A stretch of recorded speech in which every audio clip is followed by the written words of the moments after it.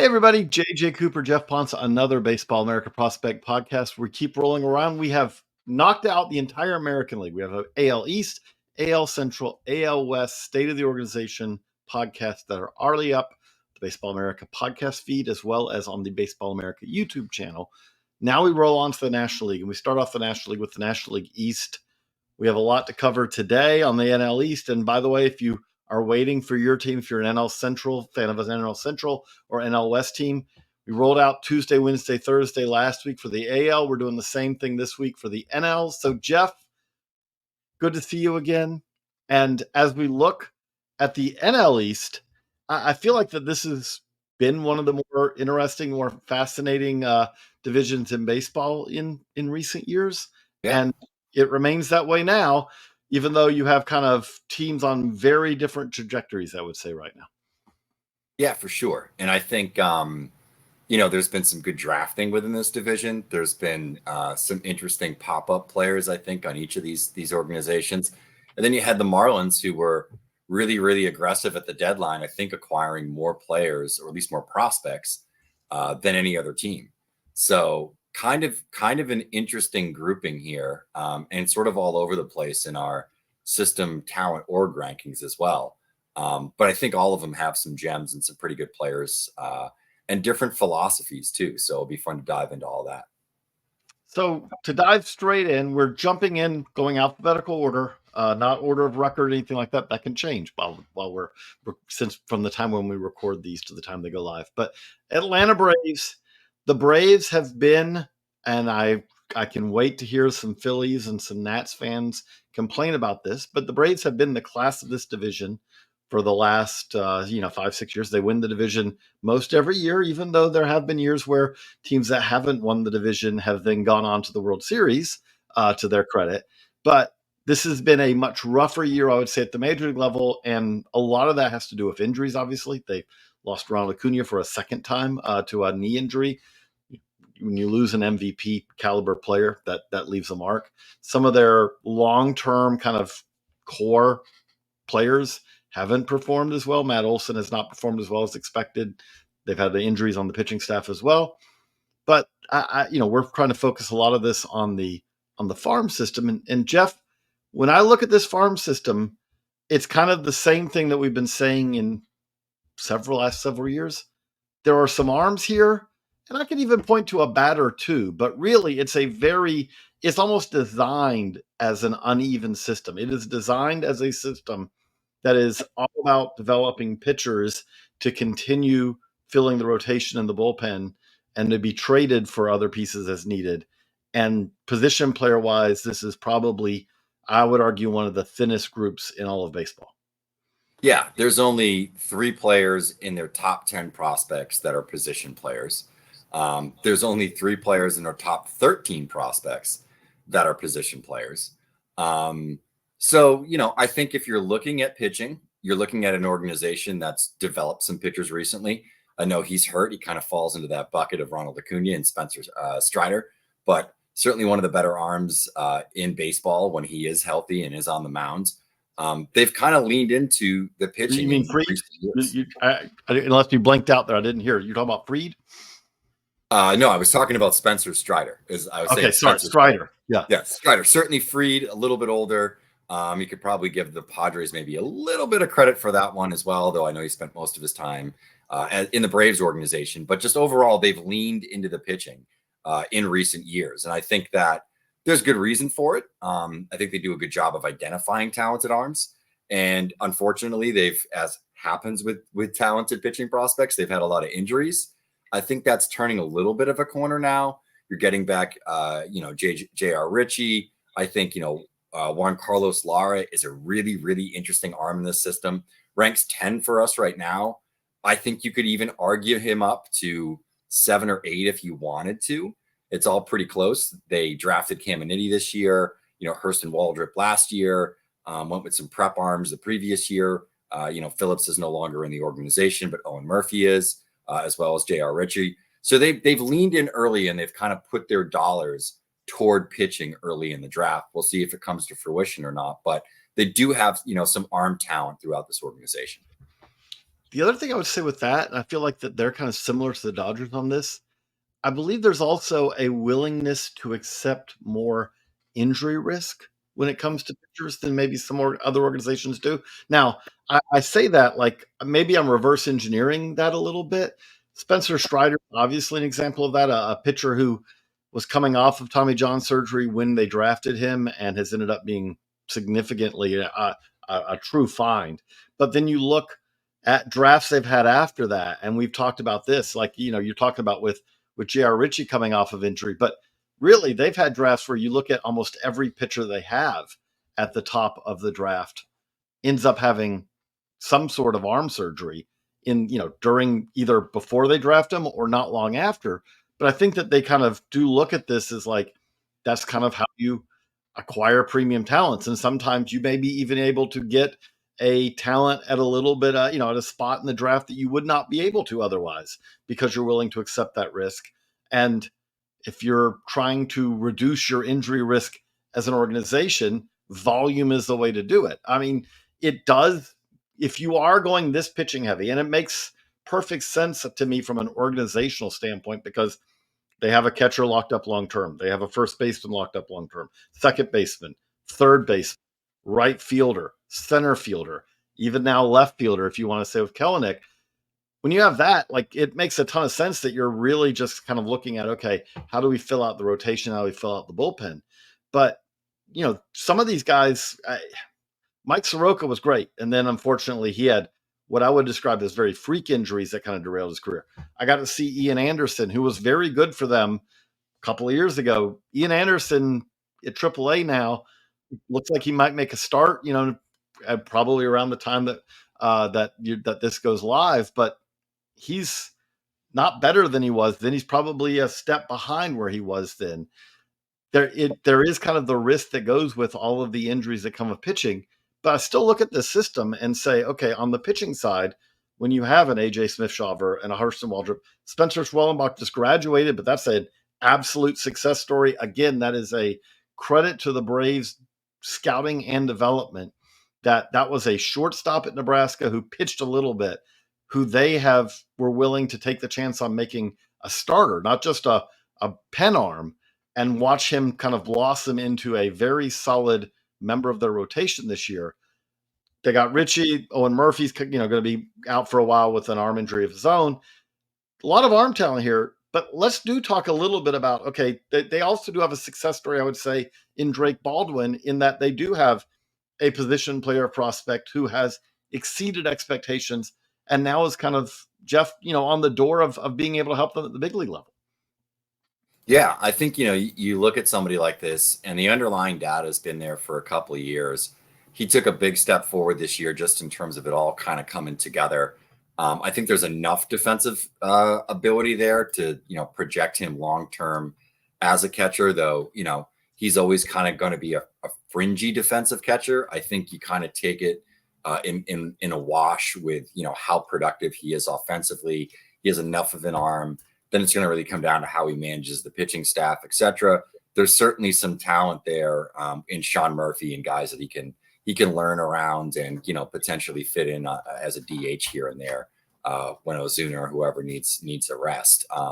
So I think he's a really interesting offensive catcher. How he progresses as a receiver, as a thrower at the major league level, time will tell. That's always a little bit harder, I think, just even in terms of our feedback as to what we get versus what a guy can do in an off season, just working on a couple of things, the coaching at the major league level he may or may not receive, mentorship from somebody like Murphy, who's an outstanding defensive catcher. And the same thing with Travis d'Arnaud. I mean, they have two veterans there that, have handled good pitching staffs and, made deeper runs in the playoffs historically. So kind of interesting to see how that all works out. But I do think that it's definitely a development win for the Braves. And he's one of the better offensive catching prospects in the minors over the last couple of years. He's a cusp of the top 100 type players, how I would describe him.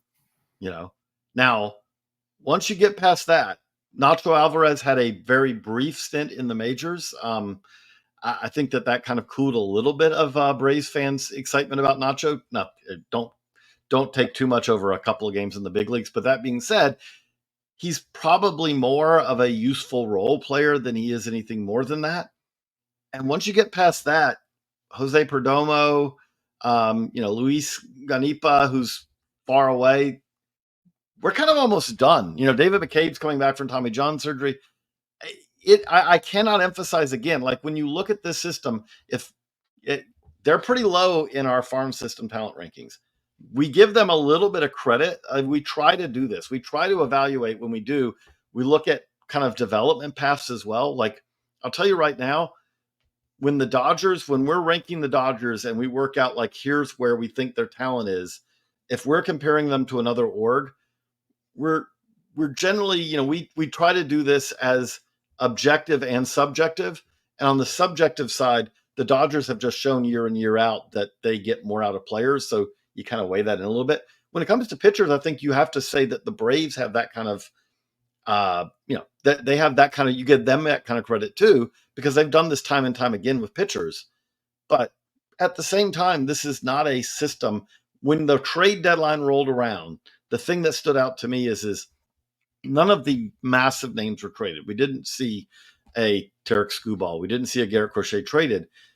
I don't know if they had been, if the Braves really could have competed as far as the offers that were out there. They probably could have figured out a way if they were willing to trade a massive amount of their pitching depth away. But at the same time, Jeff, and I look at it, I don't think, I just don't feel like that this is an organization right now that has the prospect depth.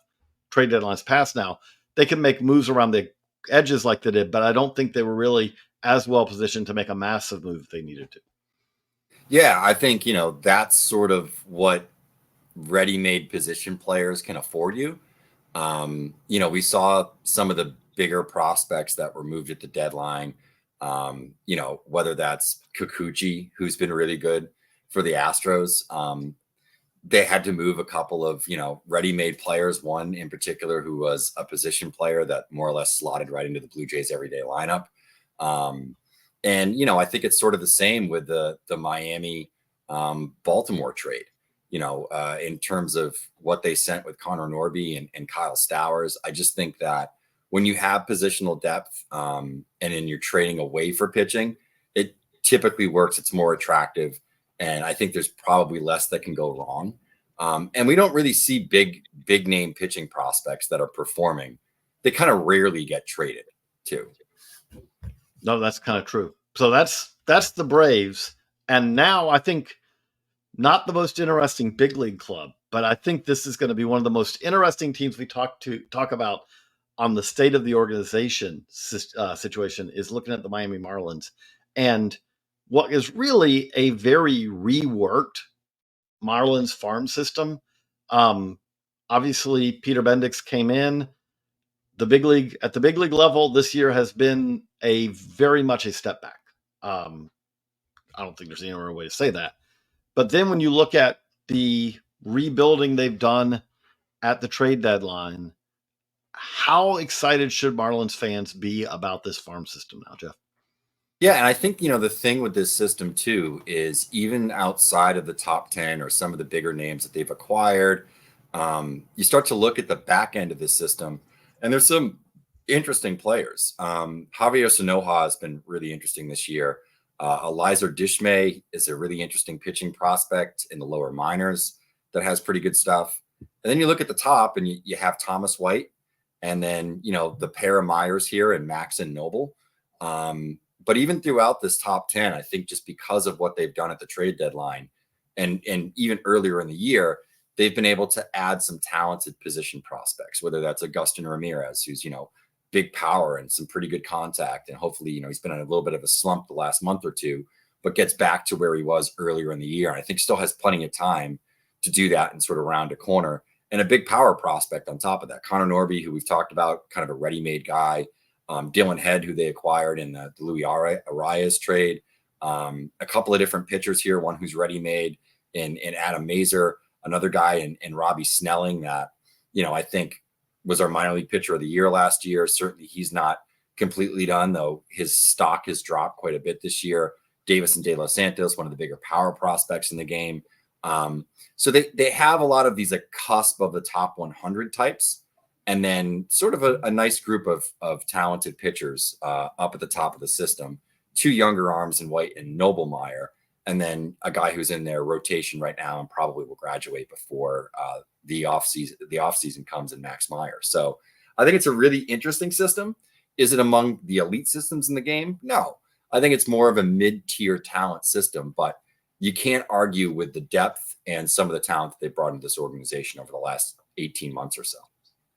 So here's the opportunity and the danger as I see it on the position player side, right? We've seen Xavier Edwards, I would describe as a little bit of a reclamation project. I think they got him at a relatively modest cost from the Rays, because I feel like that the Rays were kind of looking at it from a 40-man roster, from a where does he fit on the infield depth chart, and was like, okay, we're willing to trade away Xavier Edwards, who they themselves had acquired, I believe, from the Padres a couple of years before that.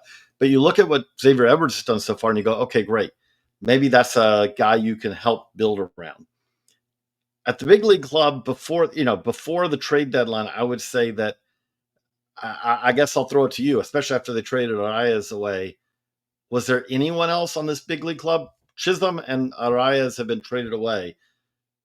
Brian De La Cruz traded away. Josh Bell's gone. Not really traded away in that case. But was there anyone else position player wise that you look at on this big league club and say, okay, that's a guy that you want to hold on to because he could not be, even if it's a star, but be a regular on a successful team? I might throw Jesus Sanchez out there. That'd probably be, I don't know if I can go there with Jake Berger. Yeah, I was going to say it would probably be Berger or Sanchez. Sanchez a little bit younger, can do a few more things. Berger, though, is, had really good years.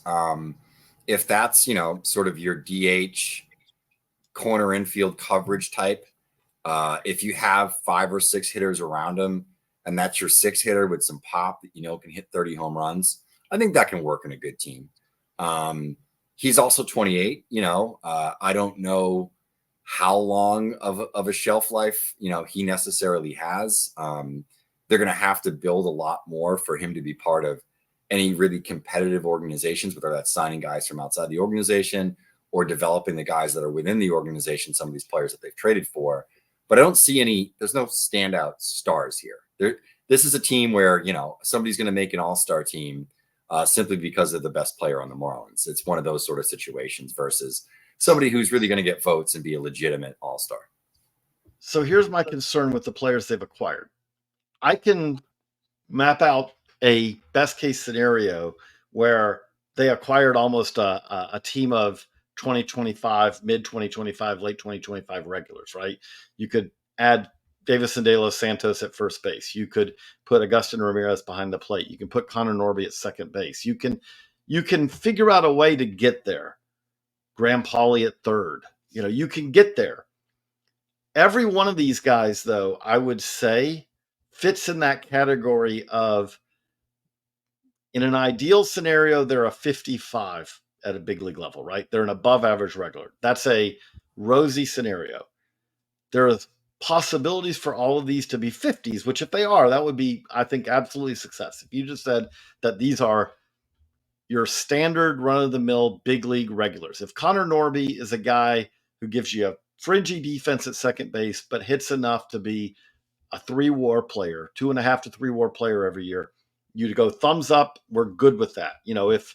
If Pauly gives you enough defense and hits enough to be basically a new version of what Brian Anderson was for them early in his career, you say, okay, we can live with that. But I feel like that everyone they've acquired, which is understandable considering what they were trading in return, but everyone that they've acquired on the position player side is kind of on that yeah, but level, if that makes sense. Does that make, am I making any semblance of sense there, Jeff, from the standpoint of like Agustin Ramirez could be really good, but there's he's at a kind of fork in the road where if his defense is enough to be a catcher, a regular catcher, then great. If it's not, his bat might be enough, but it also could not be enough. Like they didn't, understandably considering where they're traded, but there's not really a whole lot of just plug that guy in and don't worry about it. You're just good to go. These are more position players where everyone's going to get an opportunity, and we'll sort out which ones of these actually are going to be able to take advantage of that opportunity, as I see Yeah. it.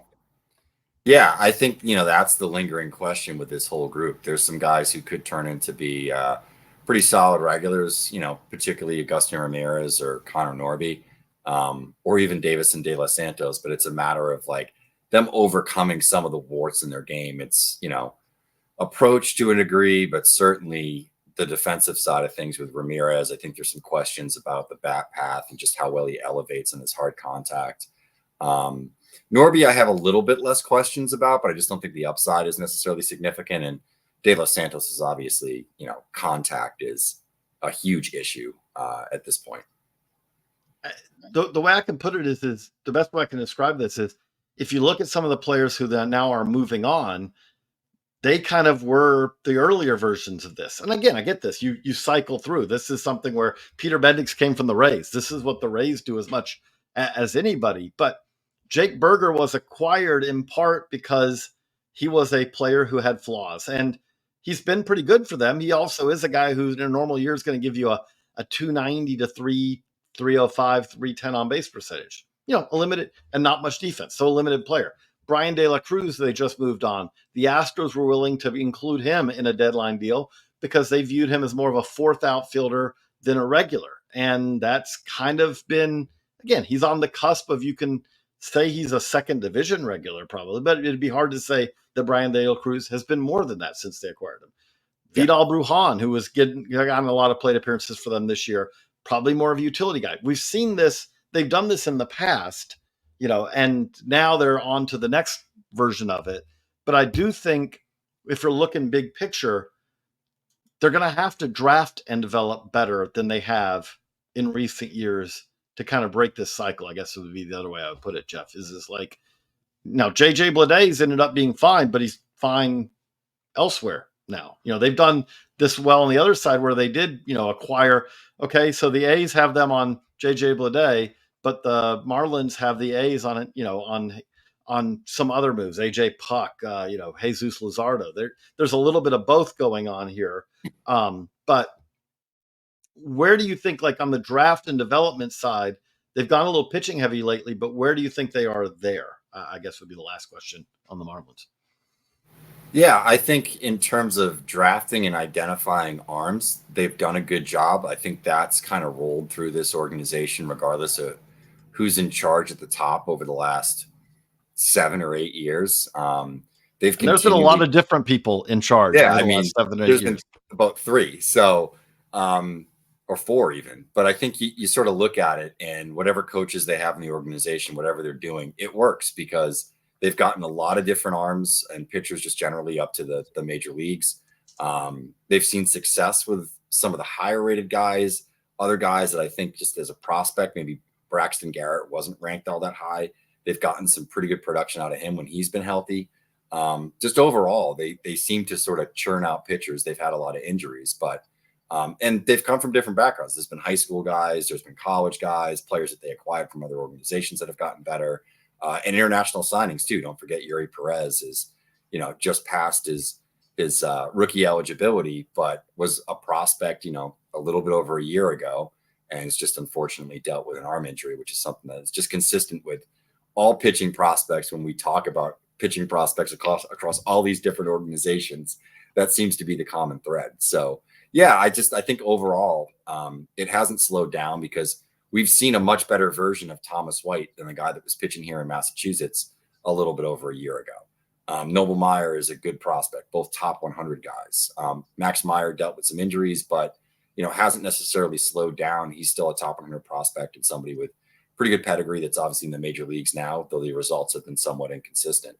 So I think overall they've done a good job. And you kind of look at some of these arms like Mazer and Snelling coming from what historically has been a worse development program in San Diego.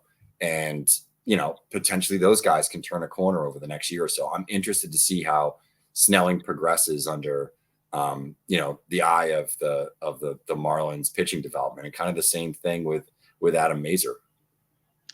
I see. Okay, now I'm going to push back and point out the other version of it, though, which is that when it comes to position players, especially first round position players, you have to go back really to Christian Yelich to have the last Marlins first rounder who was good for the Marlins, right? They drafted Yeah. Josh Naylor in the first round, but then they moved him pretty quickly thereafter in the Andrew Cashner deal, if I remember correctly. They had Colin Moran, who did reach the big leagues and was a regular at least briefly, but they kind of soured on him very quickly and traded him away.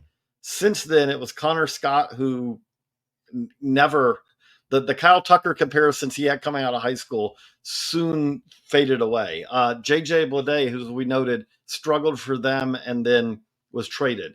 Khalil Watson very quickly traded for them. Jacob Berry, who is still in the organization but is not lived up in any way to what you would expect for a college bat who was taken sixth overall. That PJ Orlando, the hope is that this will be the first position player taken by the Marlins to actually have success for the Marlins in over a decade. But that's where they've got to do better, in my opinion, is that when they have taken position players high, those players have not hit the ground running in pro ball. And even when they have had success, it's been after they get traded somewhere else to develop, in the case of a Naylor or someone like that. So that's what will be interesting to see what happens with, again, a new regime here with the Marlins. The thing that is, as you noted, kind of there, that is looking up for next year is this year was always going to be a little bit of a lost year when your best pitcher, Sandy Alcantara, is out and should be back next year. Yuri Perez should be back at some point. Max Meyer should be a year further away for Tommy John surgery. Their rotation could get pretty interesting before too long, but there's still obviously a lot here to do.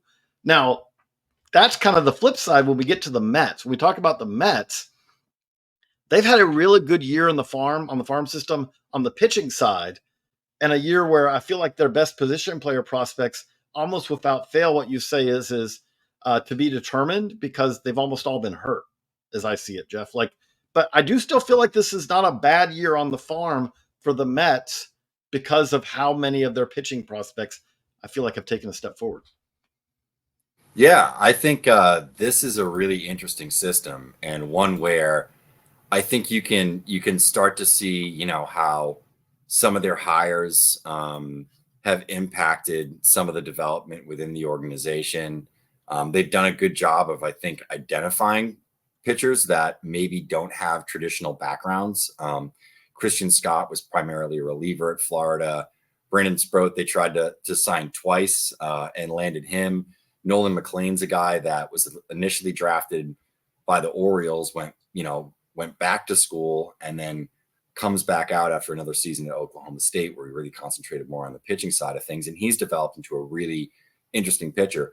I'd say even beyond that, they have some higher upside position players. This is the first system that we've talked about today that has 3 or 4 guys who could project as everyday regulars or potentially better. When you look at Jet Williams, Drew Gilbert, Mauricio, Ryan Clifford, Carson Benj is a really interesting player.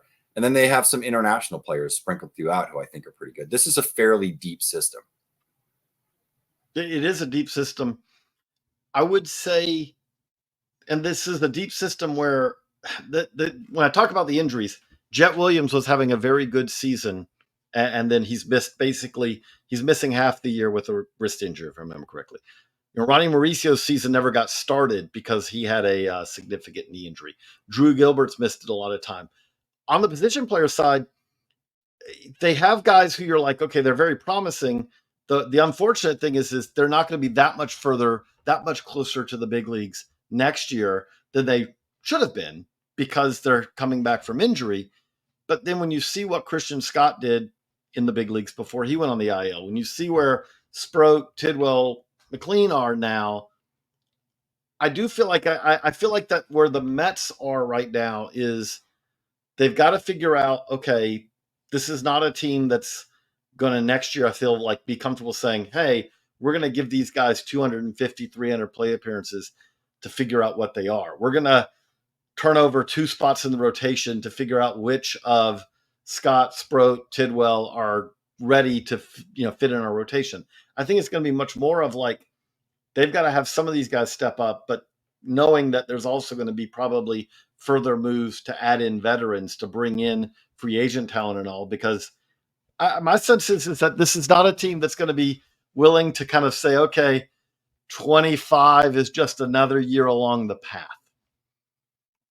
Yeah, I think that's a possibility. I also think that if some big name players come available on the trade market this offseason, I think some of these players could end up in another organization come spring training. We know that ownership and Cohen are not scared to spend money and wouldn't be scared to take on big contracts. So I think if they can land that big fish, it wouldn't shock me if some of these players do get moved for reinforcements in the major league level, because this is a team that is pretty competitive this year. They're in the mix, certainly, for the playoffs. Whether they take that next step, we'll see. I don't think the expectations were terribly high for this team.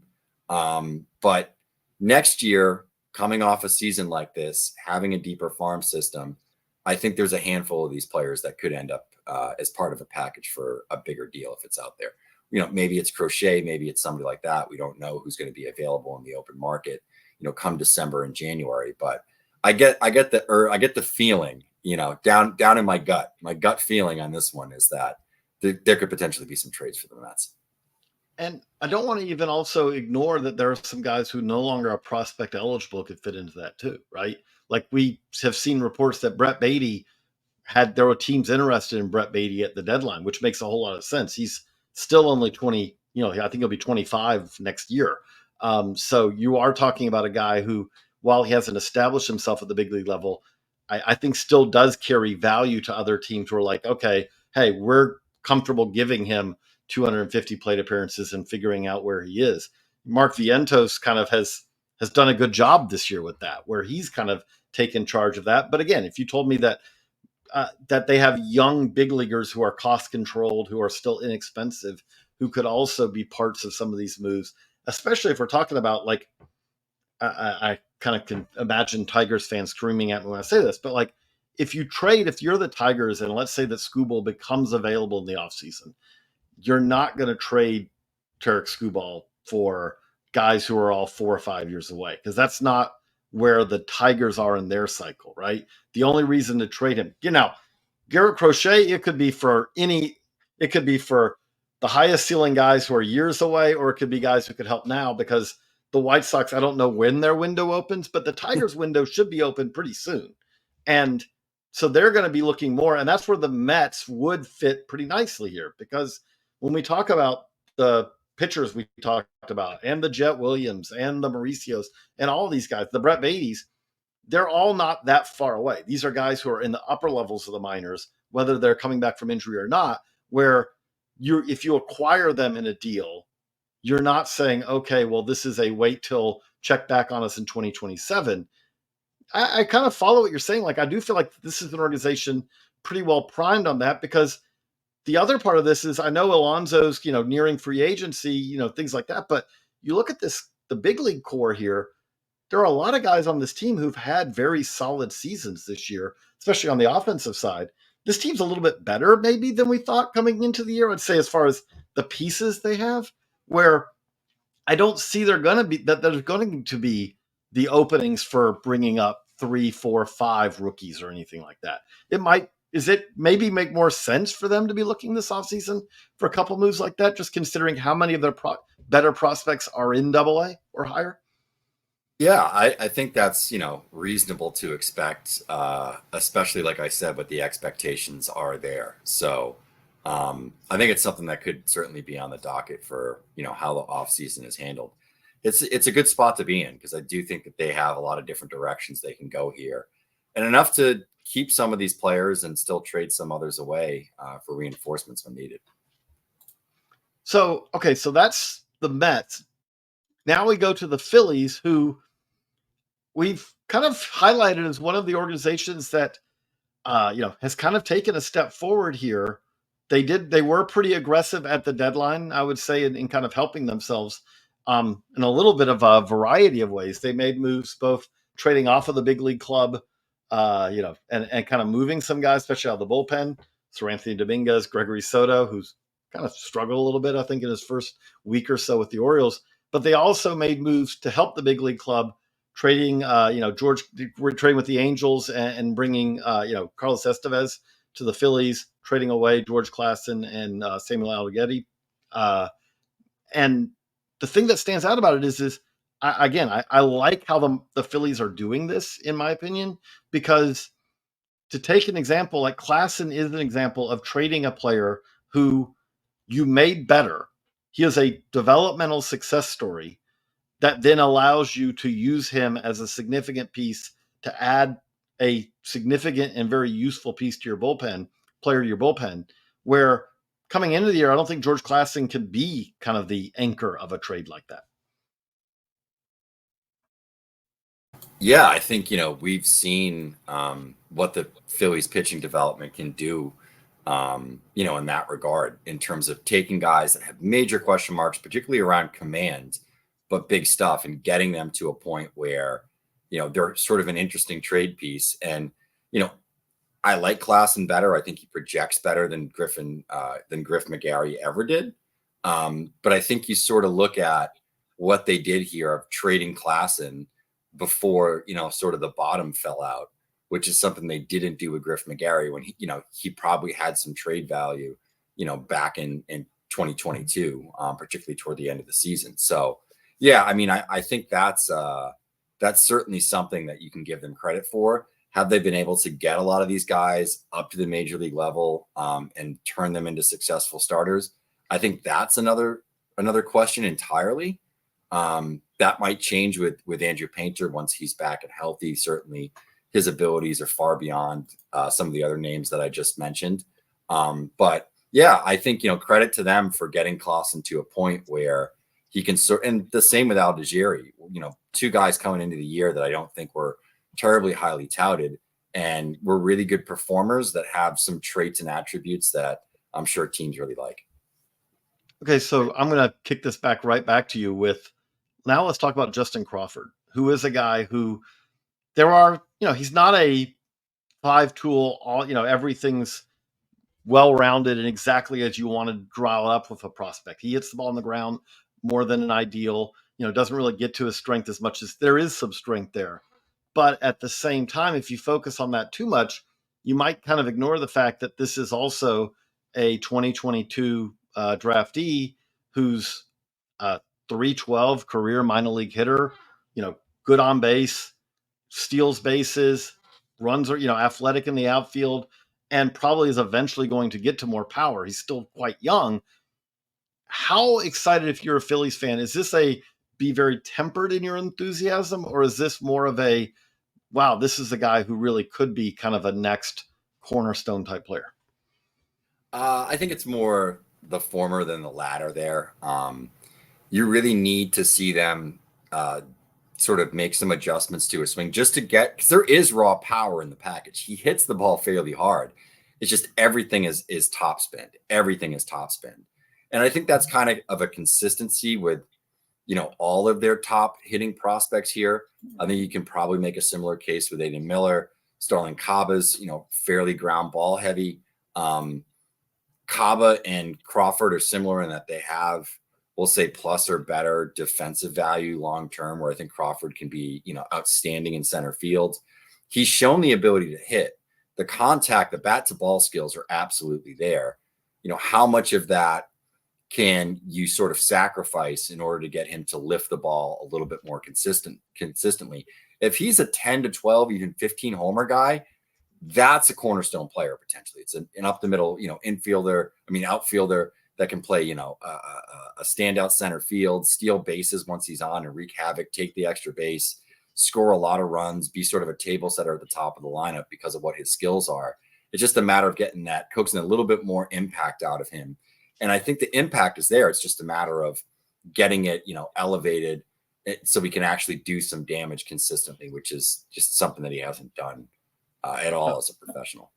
I have to bring up the comparison because we're not big on comps normally, but I will add, like when we look at Carl Crawford, I will note that when Carl Crawford was coming up through the Rays organization, 18, 19, 20 years old, 6 homers, 4 homers, 7 homers, so, and by the way, not all, he had more doubles than Justin does. But if you said, like, is he tracking kind of along that same line? I would say, yeah, he kind of is hitting for average, getting on base, and saying when he's still a teenager, when he's still a 20-year-old, okay, there's still some power development to come here. I will note that with his, with Carl Crawford, that ended up not really arriving, I would say. And again, Carl Crawford was never a 25, 30 home run guy, but you are talking about someone who was hitting 300, with leading the league in triples year after year after year. I don't think it's crazy to think that this is at least within the realm of possibility with Justin Crawford. And again, that would be, as you said, he could, if he can just get 10 to 15 homers, play defense, hit for average, that's going to be a foundational type piece. And I don't think that that's absurd to think that that's within the realm of possibility here. But you also mentioned, like, Aiden Miller kind of had an incredible first half of the season, kind of tailed off a little bit after he got promoted. But where's your kind of, I know you spent a lot of time kind of looking and paying attention to Miller. What do you see as kind of his to-do list as we kind of go forward into 2025? I think it's just finding more consistency in terms of, what his bat angle is at the point of contact. He is a guy that does topspin the ball quite a bit on his hardest hit drives, lifting the ball a little bit more to his pull side, which is, I know, something that he talked about when he was at the prospect pad that he's working on. They've calmed down the hitch that he had in his hands a little bit from significantly. From his time as a prep. It's still kind of there, but it's just way toned down. So he is hitting the ball to his pull side a little bit more. Everything was really like middle oppo contact when I saw him fresh out of the draft in the complex last year. That definitely has gotten better. I think the defense has gotten better. He's not a shortstop long term, though. I know there's some fans in the game, in terms of evaluators and decision makers, that feel a little bit differently about that. But I think long term, probably the best fit for third base. He has a decent arm, moves well enough over there. And then it's a question of, can he get to that power? Because he's another one that will show, consistently good exit velocities. He hits the ball pretty hard. I think there's some projection there if he's able to lift the ball a little bit more to his pull side and, get into some of that air pull percentage, which is such a hot metric within front offices right now in evaluating players. But I think universally, when you speak to evaluators throughout the game, they have a pretty high grade. You'll get a lot of 60s on Aiden Miller. I'm a little bit more skeptical just because of what the upside is with the defense and the athlete and, him actually getting, making another adjustment to his swing and hopefully not crashing out some of that contact and approach that he has. But certainly the ingredients are there for, an average or an above average regular, I think, pretty easily. And then we'll see what the ceiling is. So that takes us to our final NL East team. Look at the Nationals. And it's been a definite step forward at the big league level. This is, if you're a Nationals fan, this is the first year that you have seen really kind of the rays of actual hope, seeing what CJ Abrams has done, getting James Wood to the big league, seeing some kind of, I would even say, surprising performances. DJ Hertz is not, going out and shoving every start, but he's had 2 starts already at the big league level that, I will just be honest, are far beyond anything that I ever imagined he would do at the big league level. He's had 2 just utterly incredible starts at the big league level.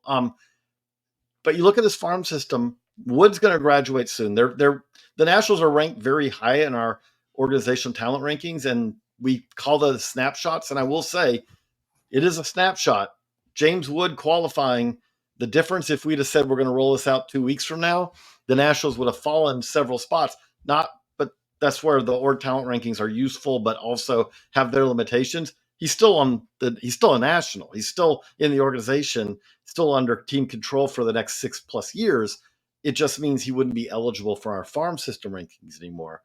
But that leads us to their number 2 prospect right now, who soon will be their number 1 prospect, Dylan Cruz. And where you stand, Geoff, like I kind of feel like right now, and if you see where Dylan Cruz is ranked for us, you may think, okay, this is the next utterly premium big leaguer like fixture.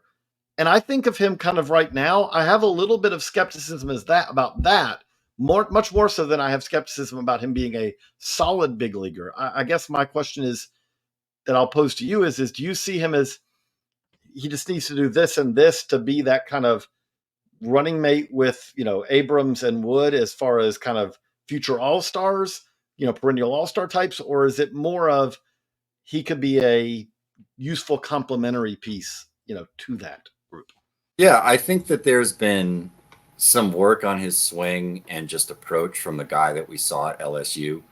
He's pulling the ball a lot more in AAA. I think that's intentional. And getting to his best contact to his pull side, like we just talked about with Aiden Miller, isn't always necessarily the easiest fix. It does take some time to get there. He's been a more aggressive hitter as a professional. He's swinging more. He's walking a lot less. I think that's the biggest shock. Is this is a guy that we sort of anticipated would walk 12%, 13% of the time throughout his tenure in the minor leagues. He's never had a walk rate above 9.4% at any given stop. The contact has been really good. He's not striking out almost at all in AAA over 36 games. Now he's got a 16.8% K rate. There is some power there. Yeah, and I think we'd like to see a little bit more power. But I think that maybe the stats aren't as loud as people would hope just from a performance standpoint. But I think there's some good things when you look under the hood here and you can say, all right, like there's a hit tool here. We know that he can run. He's learning to pull the ball a little bit more. The exit velocity data has always been really good with him. And they're actually trying to make some adjustments to sort of get the best out of Dylan Cruz. So it will be interesting to see what type of player he is in 2 to 3 years. I'm not completely out on it. I do think that it's reasonable at this point to have some skepticism just around a guy who was, a historic college player that hasn't ever really hit the ground running and at any given stop dominated. Really the closest that we saw was him in, low A for 14 games out of the draft last year. Other than that, he was pretty good in double A, but once again, it wasn't outstanding. He's never slugged, 500 for, any substantial amount of time. And I think that's something that surprises me a little bit. He's walking a little bit less, but there are a lot of ingredients here, once again, for this guy to turn into an above average regular. I don't know if the superstar upside is still as prevalent as we thought. But I think things could change pretty quickly in a year if he does figure out a couple of things and just gets to a little bit more of that power and maybe even walks a little bit more as well. So it'll be interesting to see how it progresses. I know that he was a guy that got, I think, one best defensive outfielder in the International League. So there are some fans for sure in terms of, what he can provide on the field. And he is a well-rounded player. So it's not altogether gone, but there's definitely a little bit less excitement around Dylan Cruz versus where we were a year ago, where we thought this guy was, on par with Wyatt Langford or even some of the guys that have come out of the draft this year, and, Charlie Condon or Travis Bazzana or Christian Moore, who have all seemed to perform pretty well. We're basically now one full minor league season in for, really pretty almost dead on that, considering when he made his debut last year. And it's 122 games. It's 274, 349, 450. Most of that time, obviously, being spent at Double A and then some at Triple A. A little bit of complex league and 14 games of low A in there as well. But kind of that fits with what we're talking about, what Jeff's talking about here, which is like, okay, there's some good here, but it's 14 homers, it's 25 steals over the course of the season. It's yet to be this loud. There, you would expect that there was some point. What you're kind of hoping to see is that month where he's 300, 400, 500, right? Where it's like, okay, hey, Harrisburg or Rochester has been just carried on their back by Dylan Cruz because that's what Dylan Cruz can do. We just haven't seen that yet. Doesn't mean it's not in there, but it does mean that also, though, does mean that if you said, okay, coming out of the draft, I would say that if you thought that his possible outcomes were, a 10% shot that he's a 7 at the big league level and a 25% shot that he's a 6, and then a 45% shot that he's a 5, I would say that you probably have that 7 and 6, those percentages have probably moved down, even though I would still maybe even bump up the chance that he's going to be a 5, that he's going to be a solid big league regular. Those have gone up because he has not fallen on his face. There's no Jacob Berry here where you're like, oh, what happened? The hitting ability seems to have taken a big step back. There's nothing like that here, but we are talking about a situation where he just really hasn't really had a stretch yet where you're like, wow, look at what Dylan Cruz is doing now. Who beyond Cruz? I think we have to bring up two pitchers to talk about that are kind of the flip side of, ooh, this is really encouraging.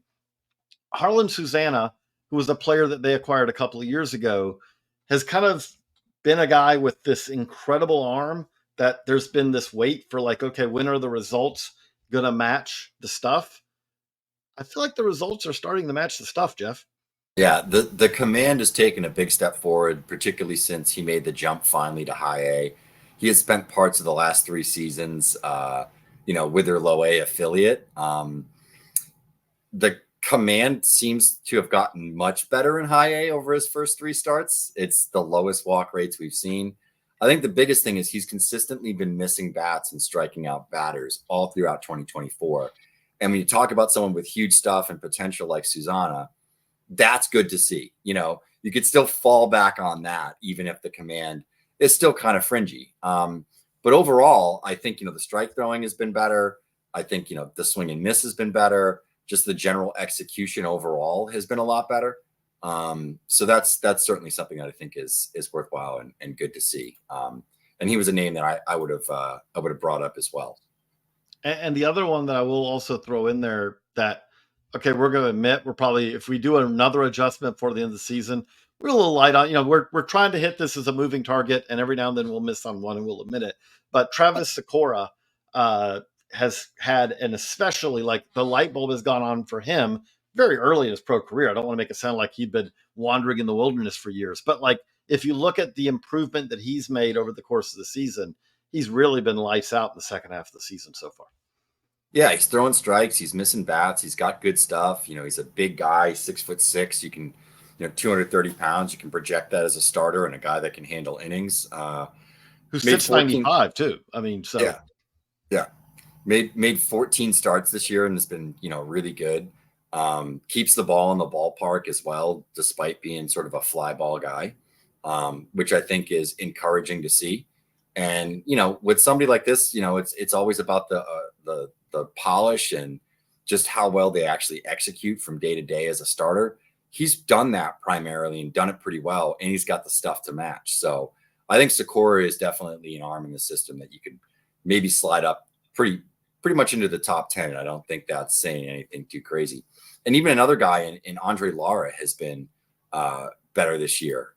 Just showing up, I did an article, of Thursday of last week that got released that I looked at, some of the top performing pitches, and Lara had actually showed up close to the top 5 in some of the swing and strike rate numbers. So, he's missing some bats, though it hasn't been outstanding. He's missing bats. He's executing. He's getting deeper into starts. I think there's some things to definitely like about him. Though, since he went up to Double A, those 13 starts, the swing and miss hasn't been there like it was in Wilmington. I think you still look at him and you say, hey, this is a younger pitcher, that's whatever, just turned 21 at the beginning of the year, I'll be 22 going into next year.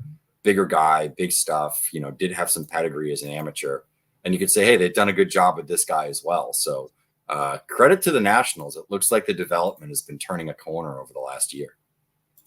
The last thing I want to end with is also on them is when you look at what they did at the trade deadline, I just like that they added further depth. They added more kind of paths to big leaguers, right? Like Alexander Clemmy is obviously kind of the high upside acquisition, but when you talk about Clemmy, Caden Wallace, Jose Tena, Rafael Ramirez, like Tyler Stewart, not all of those guys are going to click. I can promise you that not all of them are.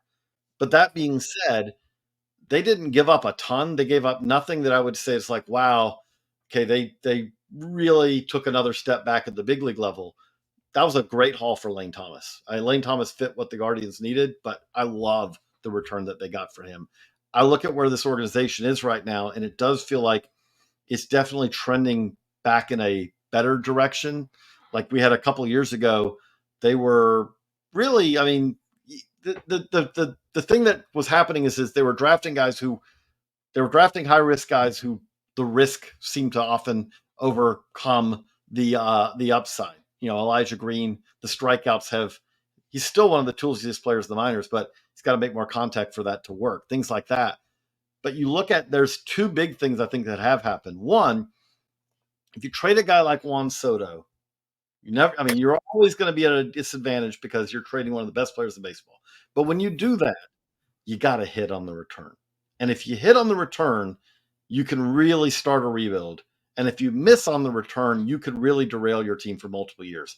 And I think at this point, if you look at that move, if you look at the Trey Turner move, they've done enough on those trades to really kind of get a rebuild going. Because if you look at what having James Wood in the lineup, having Mackenzie Gore in the rotation, Josiah Gray when he comes back from his arm injury, guys like that, CJ Abrams, who made the All-Star team this year, you got to have guys do things like that. You got to have players who you acquired really take those steps forward. You're not going to hit on all of them, and that's fine, but they hit on enough of them to really provide a pretty massive youth boost, boost of young talent to a system that really needed it.